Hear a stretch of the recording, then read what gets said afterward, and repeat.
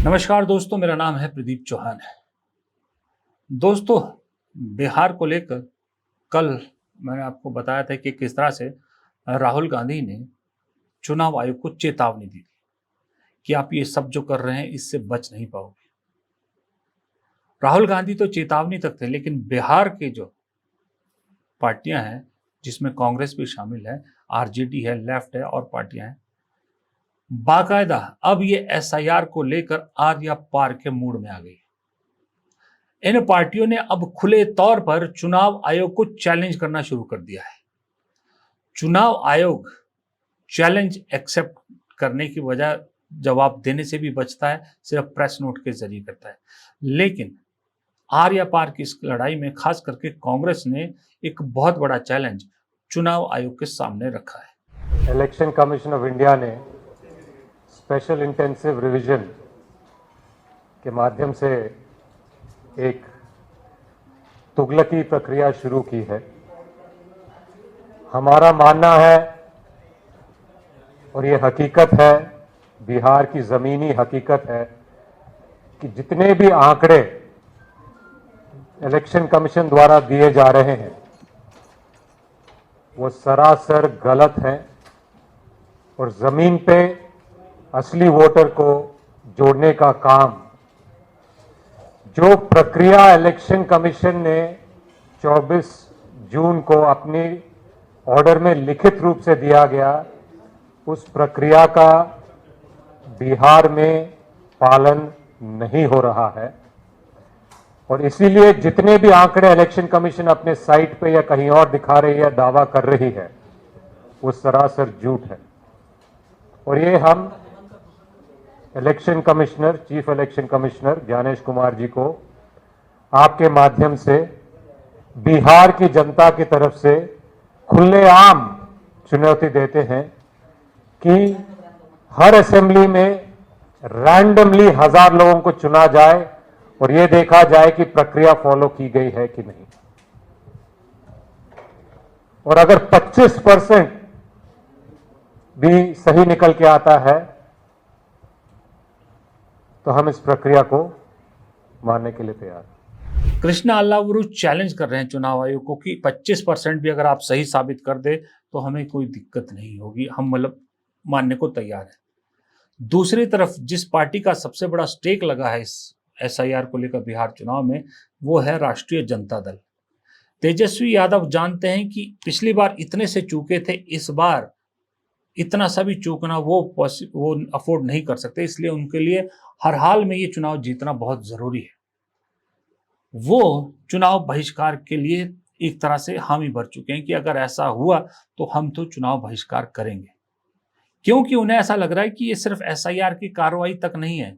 असली खेला तो वो कह रहे हैं कि 1 अगस्त के बाद शुरू होगा, जब असली जो मतदाता सूचियां हैं वो बढ़नी या सामने आनी शुरू होगी।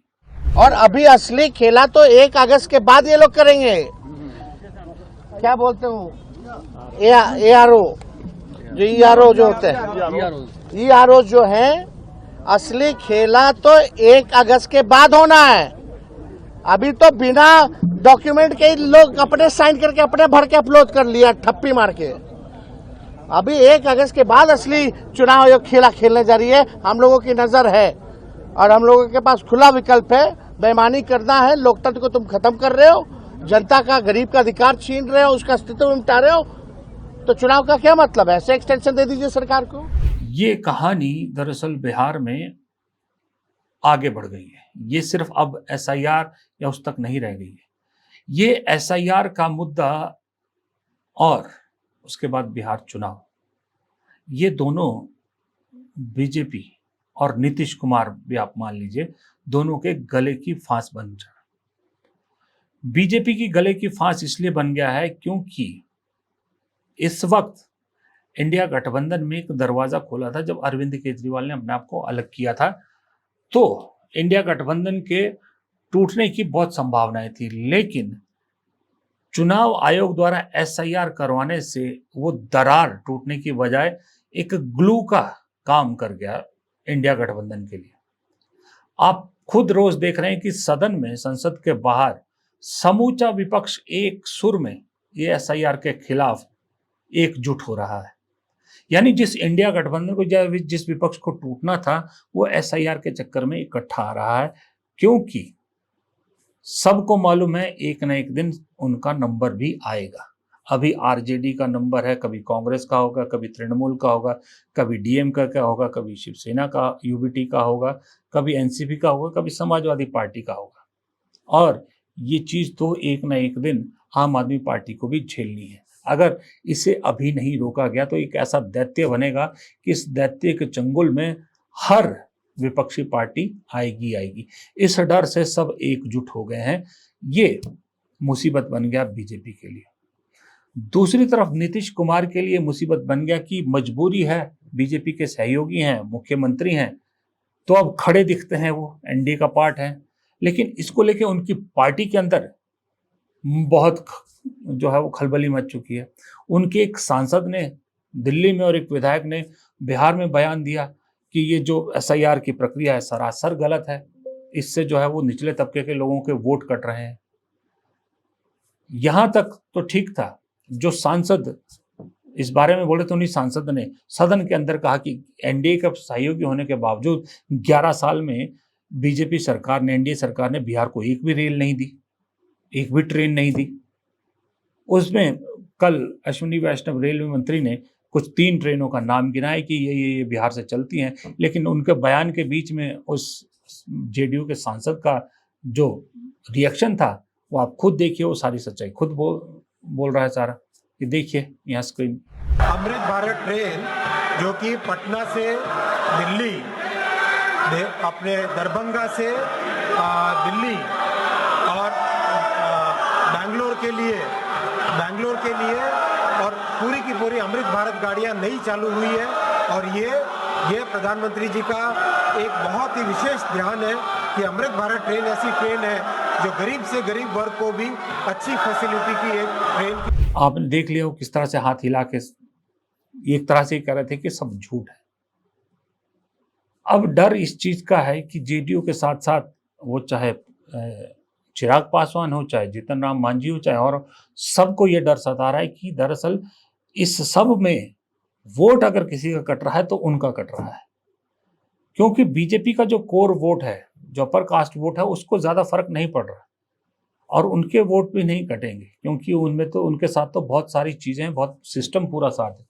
वोट इनके कटेंगे क्योंकि इनके वोट में सबसे बड़ा जो वोट कटने का डर है वो है निचले तबके का, दलित, ओबीसीज वगैरह का, और साथ ही वो माइग्रेंट लेबर जो देश के अलग अलग कोनों में काम कर रहे हैं इस वक्त, कहीं मिस्त्री का काम कर रहे हैं, कहीं फार्मिंग सेक्टर में काम कर रहे हैं, कहीं फैक्ट्रीज में काम कर रहे हैं, वो लोग नहीं आ सके। इतनी लंबी छुट्टी नहीं मिली कि आए, पहले डॉक्यूमेंट बनाए, फिर डॉक्यूमेंट प्रोड्यूस करें, उसमें लंबा टाइम लगना था क्योंकि इतनी लंबी छुट्टी नहीं है। और उसके बाद फिर चुनाव के लिए भी उनको वोट डालने के लिए आना, उसके लिए भी छुट्टी चाहिए।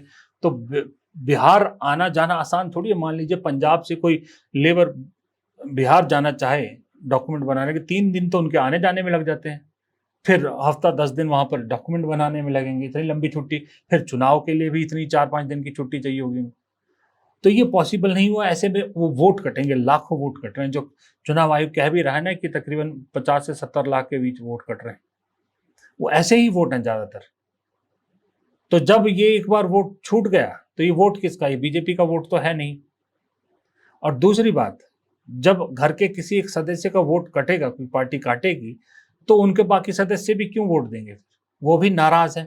अब ये नाराजगी बीजेपी तो भुगतेगी नहीं क्योंकि उसका वोट नहीं है, ये नाराजगी भुगतनी पड़ेगी नीतीश कुमार को, चिराग पासवान को या जीतन राम मांझी जैसे इनकी पार्टियों को।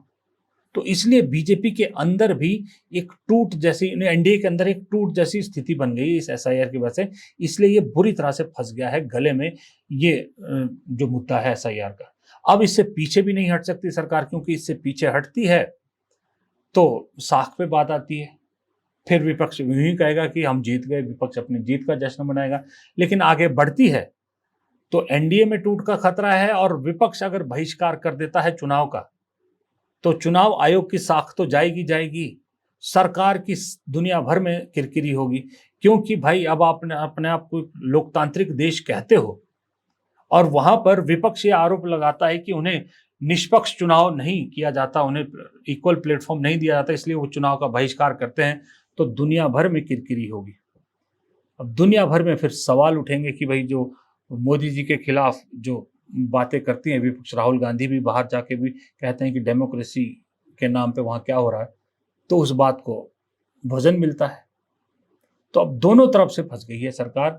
अब इस वक्त दुविधा की स्थिति यह है कि आगे कुआं पीछे खाई, राम जाने कहाँ जान बचाई। फिलहाल इस वीडियो में इतना ही। प्रदीप चौहान को दीजिए इजाजत। नमस्कार।